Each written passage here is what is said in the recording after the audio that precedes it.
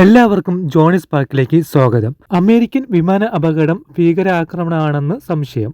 അമേരിക്കയിൽ വിമാനവും ആർമി ഹെലികോപ്റ്ററും കൂട്ടിയിടിച്ചുണ്ടായ അപകടം എല്ലാവരും അറിഞ്ഞതാണ്. ബുധനാഴ്ച രാത്രി റൊണാൾഡ് റീഗൻ വാഷിംഗ്ടൺ നാഷണൽ എയർപോർട്ടിന് സമീപം പോട്ടോമാക് നദിക്ക് മുകളിലൂടെയുണ്ടായ കൂട്ടിയിടിയിൽ കൻസാസിൽ നിന്നുള്ള അമേരിക്കൻ ഈഗിൾ വിമാനത്തിലും ഒരു ആർമി ഹെലികോപ്റ്ററിലും കൂടെ 67 പേര് മരിച്ചുവെന്ന് അധികൃതർ പറഞ്ഞു.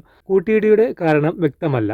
അട്ടിമറിക്ക് സാധ്യതയുണ്ടെന്ന് സംശയങ്ങൾ ഉയർന്നുവരുന്നു. ദേശീയ ഗതാഗത സുരക്ഷാ ബോർഡ് അന്വേഷണം നടത്തി വരികയാണ്. ഈ പ്രദേശത്തെ ഒരു എയർ ട്രാഫിക് കൺട്രോളർ അസാധാരണമായി വിമാനങ്ങളും ഹെലികോപ്റ്ററുകളും കൈകാര്യം ചെയ്തതാണ് അപകട കാര്യമെന്നും പറയുന്നു. ഇവിടെ അട്ടിമറിക്ക് വൻ സാധ്യതയാണ് കണ്ടുവരുന്നത്.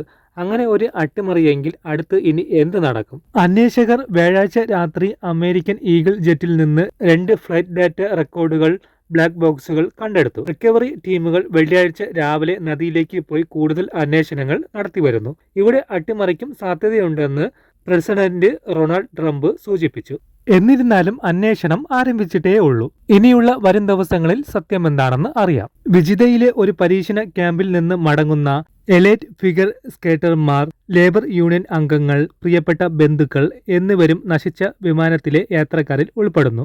വിമാനം ശരിയായ ദിശയിൽ വന്ന് ലാൻഡ് ചെയ്യാൻ നിൽക്കവെയാണ് ഹെലികോപ്റ്റർ വന്നിടിച്ചത്. ആ ഹെലികോപ്റ്ററിൽ 3 സൈനികർ ആണ് ഉണ്ടായിരുന്നത്. അത് ആരെല്ലാമാണെന്നും അന്വേഷിച്ചു വരുന്നു. ഈ അപകടത്തിൽ നിങ്ങൾക്ക് എന്ത് തോന്നുന്നു? സാധാരണ അപകടമാണോ അതോ ഭീകര ആക്രമണമാണോ? അഭിപ്രായങ്ങൾ കമന്റായി അറിയിക്കുക.